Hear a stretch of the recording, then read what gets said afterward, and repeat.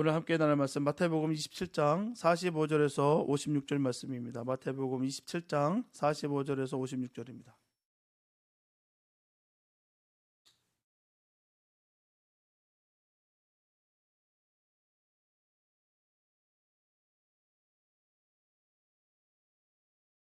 마태복음 27장 45절에서 56절 말씀입니다. 주님의 귀한 말씀 우리 한 목소리 함께 합독하시겠습니다. 시작. 제6시로부터 온 땅에 어둠이 임하여 제9시까지 계속되더니 제9시쯤에 예수께서 크게 소리질러 이르되 엘리 엘리 라마 사박다니 하시니 이는 곧 나의 하나님 어찌하여 나를 버리셨나이까 하는 뜻이라. 거기 섰던 자 중 어떤 이들이 듣고 이르되 이 사람이 엘리야를 부른다 하고 그 중에 한 사람이 곧 달려가서 해면을 가져다가 신 포도주에 적시어 갈대에 끼어 마시게 하거늘 그 남은 사람들이 이르되 가만두라 엘리야가 와서 그를 구원하나 보자 하더라. 예수께서 다시 크게 소리 지르시고 영원히 떠나시니라. 이에 성서 휘장이 위로부터 아래까지 찢어져 둘이 되고 땅이 진동하며 바위가 터지고 무덤들이 열리며 자던 성도의 몸이 많이 일어나되 예수의 부활 후에 그들이 무덤에서 나와서 거룩한 성에 들어가 많은 사람에게 보이니라.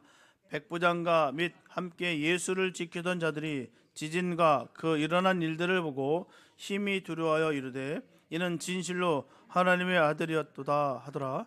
예수를 섬기며 갈릴리에서부터 따라온 많은 여자가 거기 있어 멀리서 바라보고 있으니 그 중에는 막달라 마리아와 또 야고보와 요셉의 어머니 마리아와 또 세베대 아들들의 어머니도 있더라. 아멘. 우리가 살고 있는 바로 이곳 샌프란시스코의 명물 붉은색의 그 웅장한 금문교는 세계적인 건축물입니다. 하지만 동시에 자살의 달이라는 끔찍한 오명을 가지고 있어요. 수많은 사람이 삶의 마지막 절망을 안고서 그곳을 찾습니다. 여기 케빈 하인즈라고 하는 한 청년이 있었어요. 2000년 19살에 케빈은 심각한 조울증과 싸우다 결국 모든 것을 다 포기하고 이제 그 금문교 난간에 섰습니다. 그는 75m 아래 차가운 바다를 향해서 몸을 던졌어요. 그런데 그가 뛰어내린 직후 그 찰나에 그 순간에 그는 자신의 결정이 너무나 끔찍한 실수였음을 깨닫습니다. 떨어지는 약 4초의 시간 동안 그는 필사적으로 기도했습니다. 하나님 제발 저를 살려주세요. 저는 죽고 싶지 않습니다. 기적이 일어났어요. 그는 척추가 부러지는 심각한 부상을 입었지만 살아났습니다. 그는 훗날 물에 빠진 직후에 무언가가 자신을 수면으로 밀어 올렸고 해안 경비대가 올릴 때까지 곁을 맴돌았는데 사람들은 그것이 바다 사자였을 것이다 라고 말합니다. 그러니까 생전 후에 인터뷰에서 이런 충격적인 말을 해요. 내가 다리 난간을 넘어 뛰어내리려는 바로 그 순간, 아니 뛰어내린 직후에라도 단 한 사람이라도 나에게 다가와서 괜찮아요? 무슨 일 있었어요? 라고 진심으로 물어봐 주었다고 한다면 저는 뛰어내리지 않았을 것입니다. 그는 그 완전한 절망의 순간 자신을 붙잡아 줄 단 하나의 손길, 자신을 향한 단 하나의 시선을 간절히 원했던 것이죠. 오늘 저와 여러분들은 인류 역사상 가장 깊고 가장 어두운 절망의 현장을 목도하면서 은혜의 말씀을 나누려 합니다. 그것은 케빈 하인즈가 겪었던 그 고독과는 비교도 할 수 없는 전 온 우주적인 그 절망이 드러진 곳, 바로 골고다 언덕이에요. 그곳에는 모든 이에게 버림받고 조롱당하며 심지어 하나님 아버지로부터도 외면당한 한 남자가 있습니다. 놀랍게도 우리는 그 가장 끔찍한 죽음의 이야기 속에서 가장 위대한 생명의 이야기가 시작되는 것을 목격하게 됩니다. 그리고 그 십자가 아래서 터져나온 한 이방인의 고백, 이는 진실로 하나님의 아들이었도다라는 고백이 오늘 우리의 살아있는 고백 되기를 예수의 이름으로 축복합니다. 오늘 본문에 나오는 이 시간은 제6시였어요. 오늘날 시간으로 따져보면 낮 12시, 정오 12시입니다. 예수님께서는 이미 3시간 전인 오전 9시에 십자가에 이미 못 박히셨어요. 골고다 언덕은 광기로 가득 차 있었습니다. 내가 하나님의 아들이라면 내려봐. 남은 구원하였을 때 자기는 구원할 수가 없도다. 조롱에 조롱을 하고 있죠. 네가 하나님 아들이라며 내려와봐. 이 모든 로마의 권력, 그 폭력에서 네가 당차고 일어나봐. 깨고 일어나봐. 남은 다 구원했다며 왜 너는 왜 구원할 수 없어? 가진 그 조롱이 터져나왔어요. 종교 지도자들의 그 조롱과 아무것도 모른 채 그의 옷을 제비 뽑는 그 로마 군인들의 그 소란스러움이 넘쳤고요. 그리고 멀리서 차마 다가오지 못하고 가슴을 치면서 울고불고 있는 바로 여인들의 울음소리가 뒤엉켜 있었습니다. 바로 그때였습니다. 본문 45절에 제6시로부터 온 땅에 어둠이 임하여 제9시까지 계속하더니, 상상해 보시기 바랍니다. 태양이 가장 밝게 가장 뜨겁게 내리쬐야 될 바로 낮 12시에 갑자기 온 세상이 칠흑 같은 어둠이 잠겼어요. 이것은 단순한 구름이나 일식이 아닙니다. 그냥 사람들은 뭐 그냥 일식이겠지. 지금도 일식들 많이 일어나는데 뭐. 예수님께서 십자가에 달리신 6월절은요 보름달이 뜨는 시기입니다. 다른 시즌이 아니에요. 6월절입니다. 그 시즌은 보름달이 뜨는 시즌이에요. 과학적으로 보름달이 뜰 때는요 달이 태양 반대편에 있기 때문에 일식이 절대 일어날 수가 없습니다. 과학적 근거도 분명해요. 초자연적인 어둠이었습니다. 그렇다면 이 어둠은 무엇을 의미할까요? 성경에서 어둠은 종종 하나님의 임박한 심판과 진노를 상징하고 있습니다. 구약의 예언자 아모스는 이미 수백 년 전 그날을 이렇게 예언하고 있어요. 아모스 8장 9절을 보게 되면 주 여호와의 말씀이니라 그날에 내가 해를 대낮에 지게 하여 백주의 땅을 캄캄하게 하며 라고 말씀하고 있어요. 이것은 출애굽 당시에 하나님 백성을 놓아주지 않던 이 완악한 애굽 땅에 임했던 9번째 재앙, 바로 흑암의 재앙과도 똑같습니다. 이 어둠은 온 인류의 죄악이 지금 십자가에 달리신 예수 그리스도께 모두 다 전가되었어요. 그 죄에 대한 하나님의 공의로운 심판이 진행되고 있음을 보여주는 아주 강력한 증표였습니다. 빛이신 하나님께서 세상의 모든 죄를 짊어지신 아들 예수를 차마 눈뜨고 보실 수 없으셨던 것이죠. 동시에 창조주신 아들이 피조물에게 못 박히는 그 순간 온 자연 만물이 함께 탄식하면서 그 고통에 동참하고 있음을 보여주는 현상이기도 해요. 3시간, 그 3시간, 그 칠흑 같은 어둠 속에서 사람들의 조롱소리는 잦아들고요, 두려움과 혼란이 그 자리를 대신했을 거예요. 갑자기 깜깜한 세상이 되어버렸으니 얼마나 놀랄까요? 온 세상이 숨을 죽인 그 3시간 동안 십자가에서는 인류의 운명을 건 가장 처절한 그 영적 싸움이 벌어지고 있습니다. 언제나 그렇듯이요, 마지막 얼마 남지 않은 그 시간이 가장 위험하고요, 가장 중요해요. 수많은 경기들이 보면요, 그때 그 마지막 그 순간, 그 찰나에 성패가 갈리는 경우가 참 많습니다. 다 된 밥에 재 뿌린다는 말이 바로 여기서 나오는 말이에요. 이제 끝났다, 이제 마지막 부분이다라고 할 때 확 떨어집니다. 가장 힘들고 가장 치열한 시간이. 그 당시 때 주님이 내려오셨다라고 합니다. 어찌 됐을까? 그 정말 그 어둠 컴컴한 그 가운데 주님께서 그냥 십자가에서 그냥 내려와 하셨다. 마침내 제9시 오후 3시가 됐어요. 그 무겁고 두려운 침묵을 깨고서 십자가 중앙에서부터 처절한 외침이 터져나옵니다. 본문 46절이에요. 제9시쯤에 예수께서 크게 소리질러 이르시되 엘리 엘리 라마 사박다니, 이는 곧 나의 하나님 나의 하나님 어찌하여 나를 버리셨나이까 하는 뜻이라.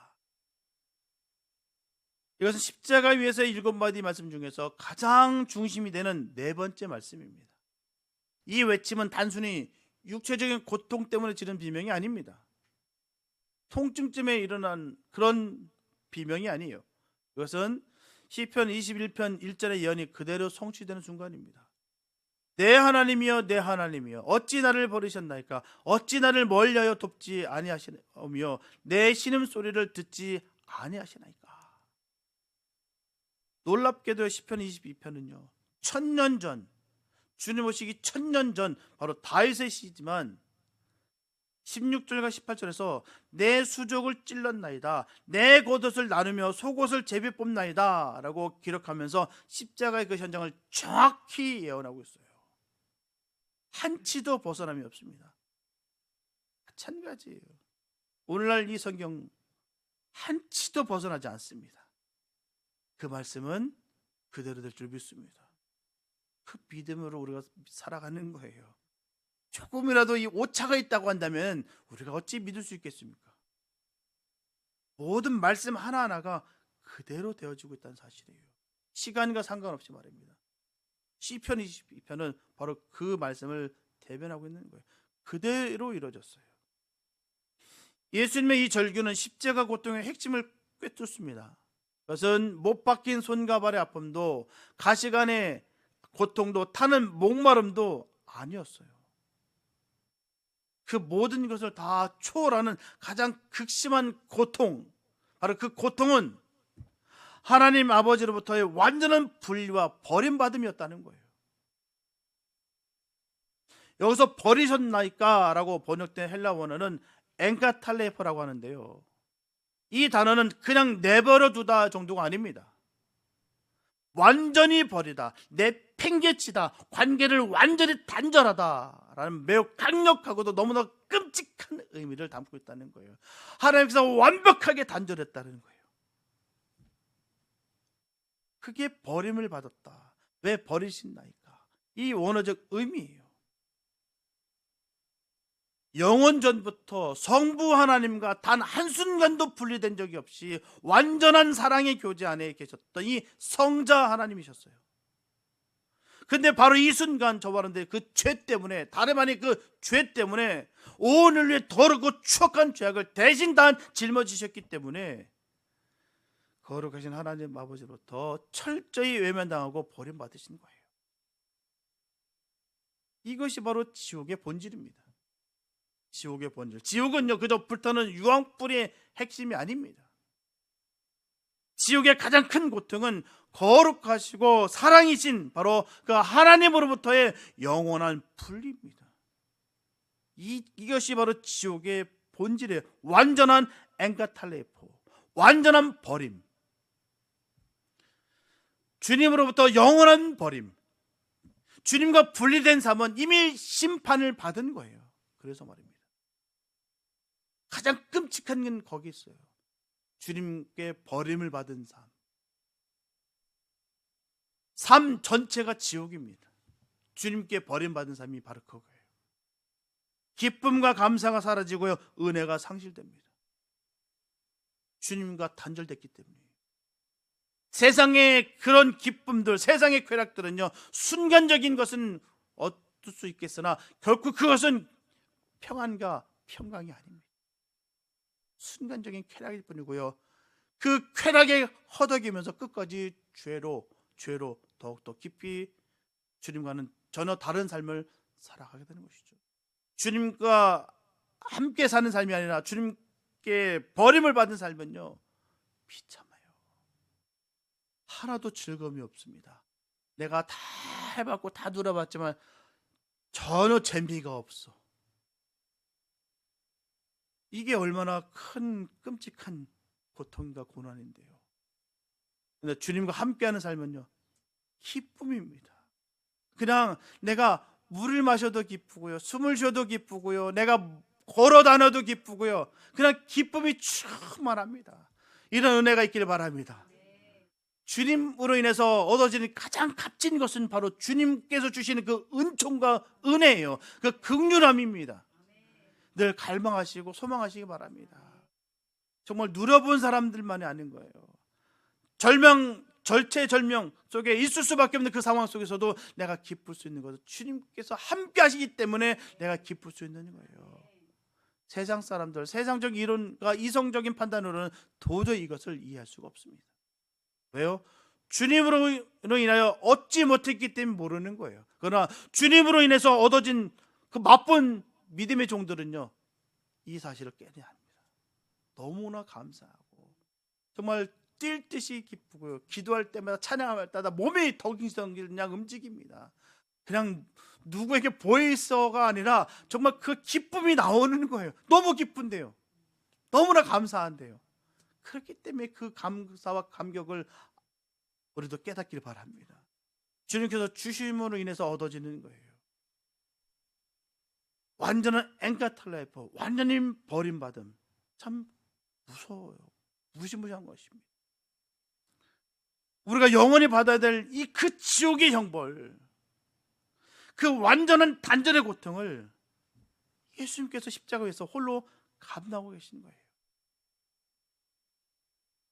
고린도후서 5장 21절에 보게 되면 하나님이 죄를 알지도 못하신 이를 우리를 대신하여 죄로 삼으신 것은 우리로 하여금 그 안에서 하나님의 의가 되게 하려 하심이라. 얼마나 감사한지요. 우리를 바로 하나님의 의로 삼으시기 위해서, 우리를 하나님과 다시 연결하시기 위해서 예수님은 기꺼이 죄가 되셨고요, 기꺼이 하나님으로부터 끊어지는 고통을 다 선택하시는 거예요. 그래서 주님 앞에 우리가 면목이 없는 것입니다. 자랑할 것이 아무것도 없는 거예요. 왜요? 주님이 이 모든 것을 감당하셨는데요. 내가 기껏 했던 모든 것들이 무슨 큰 자랑거리가 되겠습니까? 주님이 우리한테 해주신 것에 비하면 아무것도 아니에요. 기껏 한 것, 그거 자랑할 것이 전혀 없다는 것입니다. 주님이 우리에게 이 은혜를 베푸시기 위해서, 이 사랑을 주시기 위해서, 이 영원한 생명을 주시기 위해서 겪어야 된 이 고통에 비하면 아무것도 아닙니다. 그래서 우리는 감사와 은혜뿐이에요. 이것을 아는 것이 믿음입니다.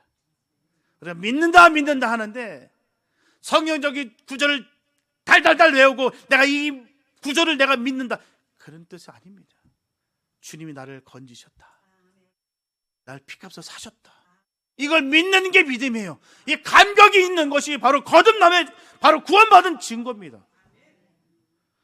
다 많은 사람들 착각 속에 있어요. 내가 신앙적인 경험이 많으니까, 내가 직분 받았으니까, 내가 추석 교인이니까 난 구원받았다.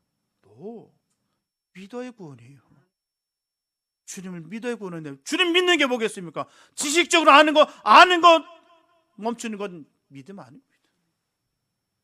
그 주님이 나의 구주가 되신 것을 믿는 게, 그게 믿음이에요. 그 믿는다는 게 뭐겠습니까?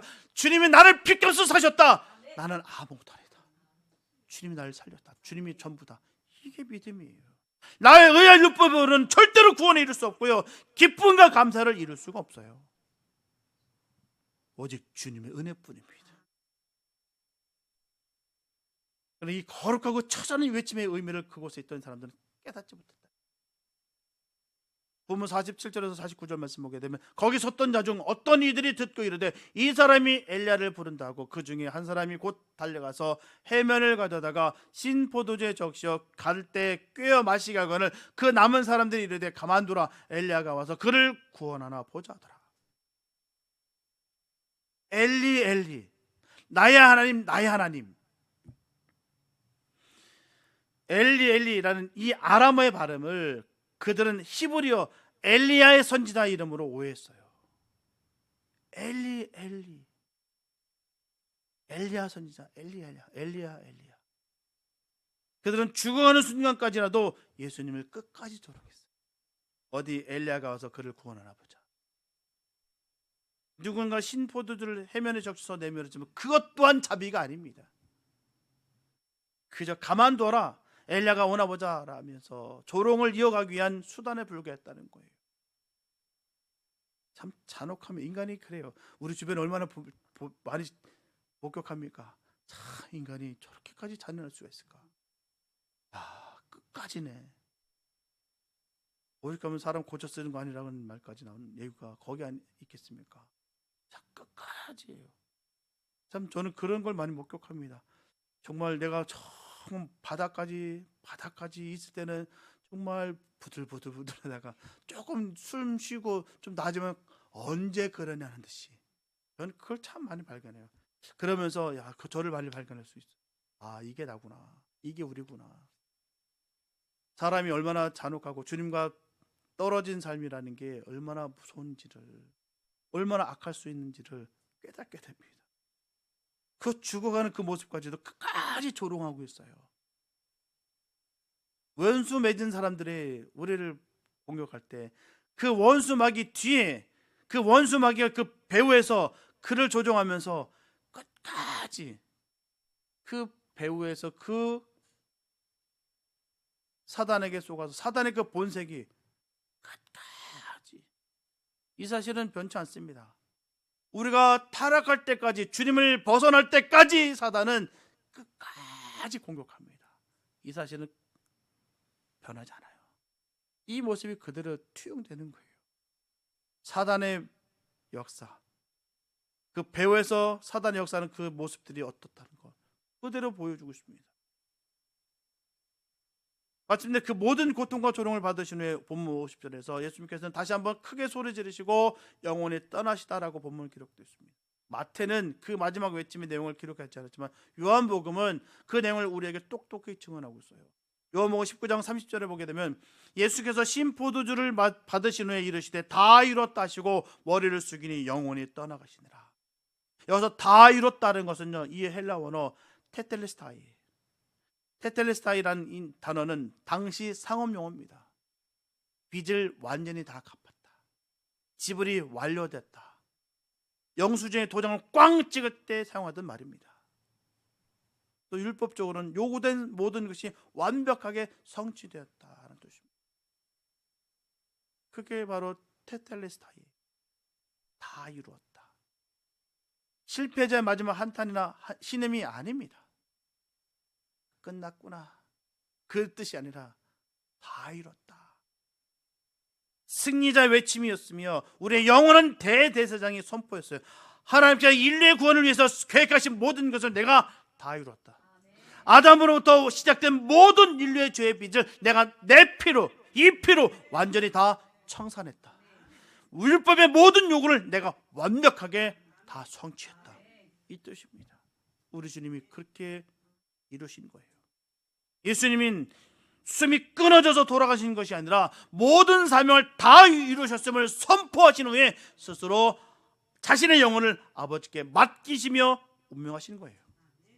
바로 그 순간이었습니다. 예수님께서 다 이뤘다, 테텔레스타마를 외치시고 숨을 거두신 바로 그 시각, 골고다 언덕에서 수킬로미터 떨어진 그 예루살렘 성전은 아무도 상상하지 못한 그 일이, 놀란 그 일이 벌어지고 있었습니다. 뭐요? 본문 51절 상반절입니다.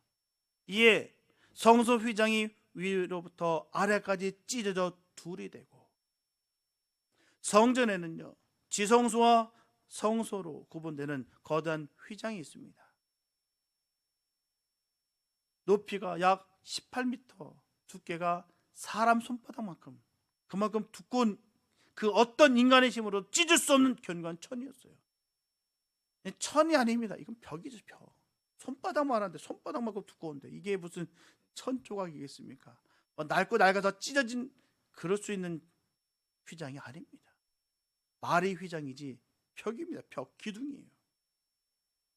지성소는 하나님의 거룩한 임재의 상징으로서 1년에 단 하루 대속죄일에 오직 대제사장만이 피를 가지고 들어갈 수 있는 그 두려움의 장소였어요. 이 휘장은 본질적으로 죄인된 인간과 거룩하신 그 하나님 사이에 분리를 상징한 거대한 장벽이었다는 거예요. 그런데 이 휘장이 찢어졌습니다. 어떻게 찢어졌을까요? 위로부터 아래까지 찢어졌어요. 쫙 찢어진 거예요. 중간에 멈춤도 아니고요, 그냥 끝까지 찢어졌습니다. 둘이 됐어요. 하나가 둘이 됐어요. 위로부터 아래로. 만약 아래에서 위로 찢어졌다면 그것은 인간의 반란이거나 우연한 사고일 수도 있어요. 그러나 위에서부터 찢어졌다는 것은 이것이 전능하신 하나님께서 친히 행하신 일이라는 것을 선포하는 것입니다. 이것이 무엇을 의미할까요? 히브리서 기자는 이 놀라운 진리를 이렇게 해석하고 있습니다. 히브리서 10장 19절과 20절 말씀 보게 되면, 그러므로 형제들아 우리가 예수의 피를 힘입어 성소에 들어갈 담력을 얻었나니 그 길은 우리를 위하여 휘장 가운데로 열어놓으신 새로운 살 길이요 휘장은 곧 그의 육체니라. 골고다 언덕에서 예수 그리스도의 육체가 찢어지신 바로 그 순간 휘장에 동시에 찢어진 거예요. 그 성전의 휘장이 말입니다. 찢어졌다는 거예요. 예수님께서 자신의 몸을 찢어서 피 흘리심으로 하나님과 우리 사이를 가로막고 있던 이 죄의 장벽을 영원히 그리고 완전히 허물어 버리셨다는 아주 강력한 선포입니다. 이제 더 이상 짐승의 피가 필요 없어요. 이제 더 이상 제사장이라는 그 중보자가 필요 없습니다. 이제 1년에 단 한 번이 아니라 365일 24시간 언제든지 누구라도 예수 그리스도의 그 보혈을 의지하는 자는 담대하게 하나님의 보좌 앞으로, 은혜의 보좌 앞으로 나아갈 수 있는 새롭게 살 길이 열린 거예요. 그렇습니다. 우리는 이 찢어진 휘장의 은혜를 얼마나 누리고 있으신가요? 우리 이 어마어마한 특권을 가지고도요 여전히 죄책감과 연약함에 사로잡혀서 감히 하나님 앞에 나가지 못하고 성전 뜰만 밟고 그렇게 소성이 있지는 않은지 우리가 한번 점검해 봤으면 좋겠습니다. 분명히 우리 주님께서 찢으셨는데 누구라도 그 주의 피만 갖고 가면 나갈 수 있는데 그냥 성전 뜰만 밟고 저 주차장만 밟고 가시는 분들이 없는가 점검해 봤으면 좋겠습니다. 기억하시기 바랍니다. 주님은 이미 길을 여셨어요. 그 살 길을 여셨습니다. 위로부터 아래로 찢으셨어요. 우리의 힘이 아니라 예수의 피를 힘입어 나아가는 것입니다. 오늘 그 은혜의 보좌 앞에 담대히 나가시기를 예수의 이름으로 축복합니다.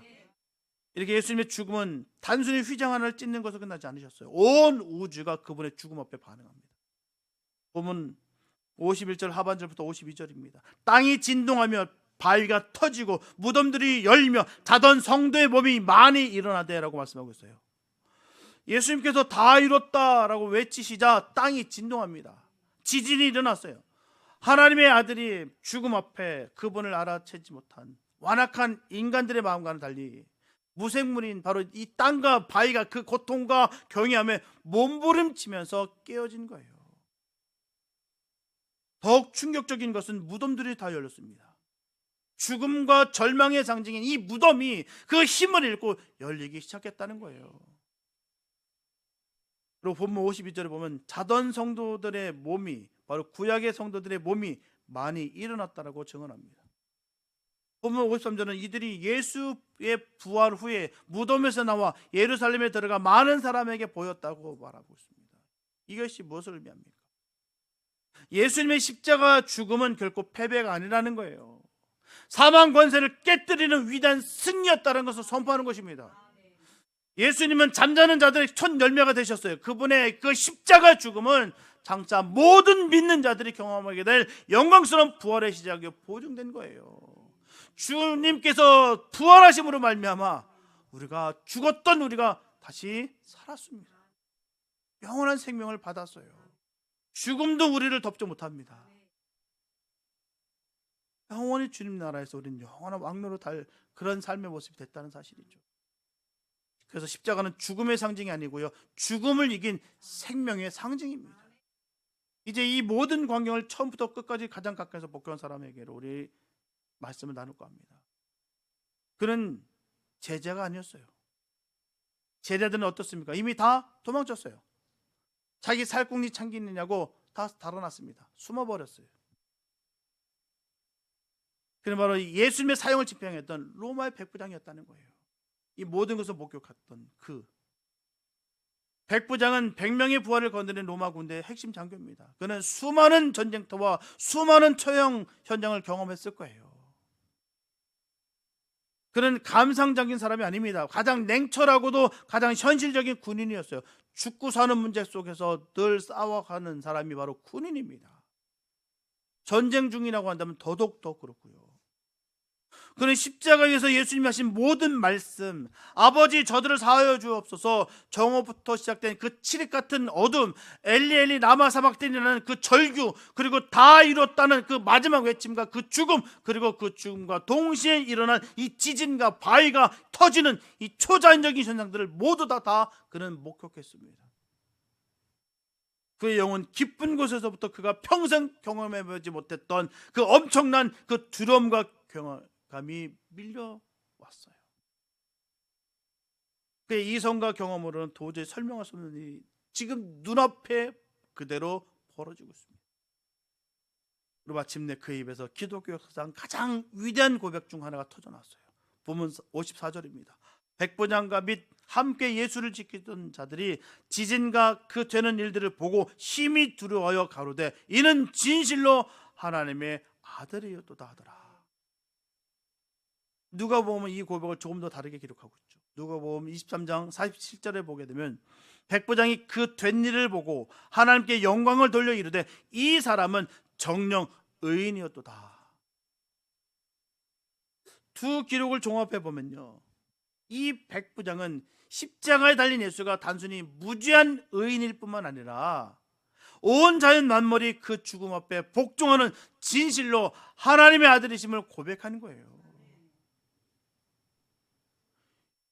하나님의 아들이 아니고서는 이런 일들이 있을 수 없다는 것을 그가 철저하게 목도하고 목격하는 것입니다. 그렇습니다. 이 고백이 얼마나 역설적일까요? 선택을 받았다고 자부하던 유대인들, 율법을 누구보다도 잘한다고 하는, 늘 자랑하던 이 종교 지도자들은요, 하나님의 아들이라면 내려와 봐라, 그렇게 조롱하며 그를 십자가에 못 박았어요. 주님 말씀대로, 성경 말씀대로 그대로 모든 것이 하나하나 착착착착 다 이루어졌는데도 불구하고 그들은 하나님의 아들이라면, 네가 하나님의 아들이라며, 하나님의 아들이라면 내려와 봐. 얼마나 당위적이고 얼마나 그럴싸해 보이고 얼마나 멋들어집니까?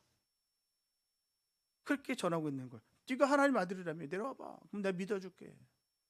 얼마나 교만하고 얼마나 명확한지요. 또 3년 동안 따르던 제자들마저도 그를 부인하고 도망쳤습니다. 사람을 살리고 병든 자를 고치고 병어리들의 입을 튀게 하고 귀 막힌 자들을 귀를 열게 하시고 가난한 자들에게 늘 함께 하셨고 그 모든 사랑을 베풀었고 그 기적을 베풀었던 그 예수, 3년 동고동락했던 그 제자들 싹 다 도망갔어요. 그러나 그 십자가의 가장 잔인한 집행자였던 이방인 백부장의 입에서 이는 진실로 하나님의 아들이다, 고백이 터져나왔어요. 이것이 바로 십자가의 능력이에요. 십자가는 세상의 모든 지혜를 어리석게 하며 가장 완악한 교만을 무너뜨리고요, 가장 강팍한 죄인의 마음을 굴복시켜서 무릎을 꿇게 하는 바로 하나님의 유일한 능력입니다. 그 능력이 바로 우리에게 있어요. 십자가의 능력이 바로 우리에게 있습니다. 마음껏 선포하시기 바랍니다. 그 견고진이 그 예수 피의 권능으로 부수실 줄 믿습니다. 우리에게 주신 거예요. 담대하게 나아가셔서 하나님의 복음을 전할 수 있는 믿음의 종들 되시길 예수의 이름으로 축복합니다. 또 본문 마지막으로 또 다른 증인들이 기록되어 있죠. 본문 55절과 56절을 보게 되면 예수를 섬기며 갈릴리에서부터 따라온 많은 여자가 거기 있어 멀리서 바라보고 있으니 그 중에는 막달라 마리아와 또 야고보와 요셉의 어머니 마리아와 또 세베대 아들들의 어머니도 있더라. 용감했던 남자 제자들은요 모두 다 도망쳤어요. 다 떠났지만 연약하게만 보였던 이 여인들은요 그 두려움 속에서도 참아 그 자리를 떠나지 못하고 멀리서나마 모든 과정들을 다 지켜보고 있었어요. 그들은 예수님의 가장 고통스러운 순간과 그 마지막 죽음, 그리고 이 모든 초자연적인 현상의 증인이 됐어요. 그들이 그 자리를 지킴으로 인해서 그 모든 것을 증거했다는 것이죠. 막중한 사명을 받았어요. 있다 보면은, 지키다 보면 그렇게 얻게 되는 거예요. 그로 인해서 그들은 사흘 뒤 가장 먼저 예수님의 빈 무덤을 발견하고 부활의 첫 번째 증인이 되는 그 영광을 누리게 됐다는 것이죠. 우리도 이렇게 되어야 될 줄 믿습니다. 끝까지 주님께서 주신 사명을 감당함으로 말미암아 믿음의 복된 믿음의 용장들 되시기 바랍니다. 끝까지 버티는 게 강한 사람이에요. 세상 그런 말 하더라고요. 센 놈이 남는 게 아니라 남은 놈이 센 놈이다. 그걸 끝까지 남기까지가 얼마나 어렵죠. 그러나 담대하게 그 주님 믿음 붙잡고 나가는 그 믿음의 종들만 그 일을 이룰 수 있다는 사실이죠. 그래서 그들은 그 영광을 누리게 된 거예요. 사랑하는 성도 여러분, 오늘 우리는 2000년 전 골고다 언덕에서 일어나는 이 한 편의 이야기를 처음부터 끝까지 함께 살펴봤습니다. 정오의 어둠, 오후 3시의 절규, 다 이뤘다는 승리의 선포, 찢어진 휘장, 흔들리는 땅, 그리고 터져나온 그 백부장의 고백까지 등등. 이제 이 십자가 얘기는 2000년 전에 그 박제된 역사가 아닙니다. 오늘 이 시간 저와 여러분들에게 각자에게 살아있는 질문이 되어 다가오고 있다는 거예요. 너는 나를 누구로 하느냐? 세상은 이 질문에 수많은 답을 제시하죠. 그는 훌륭한 4대 성인 중에 한 명입니다. 그는 위대한 사랑을 실천하는 그냥 도덕 교사였어. 그는 유대 민족이 실패한 그냥 혁명가일 뿐이지. 오늘 우리가 함께 목격한 이 골고다에게는 모두 모든 대답을 거부합니다. 그들의 말을 다 거부해요. 십자가는 우리에게 타협을 허락하지 않습니다. 십자가는 우리에게 선택을 요구하고 있어요. 저와 여러분들에게 십자가에 달리신 예수는 누굽니까? 그분은 여전히 그냥 조롱의 대상일까요? 아니면 그저 종교적인 장신구일 뿐일까요? 혹은 오늘 이 백부장과 같이 우리의 심장을 두드리는 두려움과 경외함으로 이렇게 고백하시겠습니까? 주님, 당신은 진실로 나의 죄를 위해 죽으신 바로 하나님의 아들이십니다. 이런 고백이 있기를 바랍니다. 이 고백은요, 나의 하나님 어찌 나를 버리셨나이까 하는 주님의 고통에 대한 바로 우리의 응답이에요. 이 고백은 찢어진 휘장 사이로 열린 그 길로 담대히 나아가겠다는 우리의 결단입니다. 이 고백은 사망 권세를 이기신 그 능력으로 오늘 살아가겠다는 바로 우리의 선포예요. 설교를 시작하며 우리 절망의 달에서 뛰어내렸던 이 케빈 아이즈의 이야기를 들었어요. 그는 자신을 잡아줄 단 하나의 손길을 원했습니다. 주님은 그 십자가에서 우리의 모두를 위해서 그 손을 내미셨어요. 어떻게 해요? 못 박으신 그 손으로 말입니다. 그 손으로 우리를 내미셨어요. 그 손은요, 세상을 심판하기 위한 손이 아닙니다. 우리를 구원하시기 위해서 붙잡아 주시기 위한 복 있는 손입니다. 오늘 그 십자가 손을 꽉 붙드시기 바랍니다. 그리고 백부장의 그 고백을 여러분들 그 영혼 기쁜 곳에서부터 올려드리시기 바랍니다. 이는 진실로 하나님의 아들이다. 이 생명의 고백과 함께 한 해를 잘 마무리하시고요, 새해를 능력으로 준비하시기 바랍니다. 이 고백이 세상을 이기는 능력이 되고 우리의 삶의 영원한 반석이 되시기를 예수님의 이름으로 축원합니다. 기도합니다. 사랑해 주님 감사합니다. 아버지, 하나님이 모든 것을 이루셨습니다. 그렇기 때문에 주님 너무나 감사합니다. 하나님, 그런데도 불구하고 하나님 우리에게 생명 주신 것에 우리가 정말 너무 기뻐하는데, 정말 세상의 쾌락에 빠져서 이 기쁨을 놓칠 때가 얼마나 많은지 모릅니다. 하나님, 한 해를 되돌아보니까요, 후회도 너무나도 많고요, 슬픔도 많습니다. 그러나 이 모든 것을 주님께서 이루셨기에 우리는 감사밖에 없습니다. 하나님, 끝까지 은혜를 마음껏 누릴 수 있는 복된 삶의 모습 되게 하여 축복하여 주시옵소서.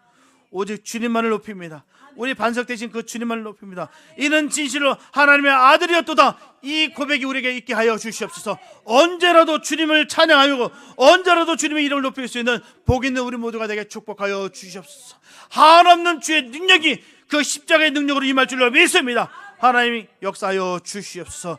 그 십자가의 보혈의 능력으로 가는 곳마다 주의 복음을 선포하고 저 죽어가는 영혼들에게 생명을 전할 수 있는 복된 우리 삶이 되게 축복하여 주시옵소서.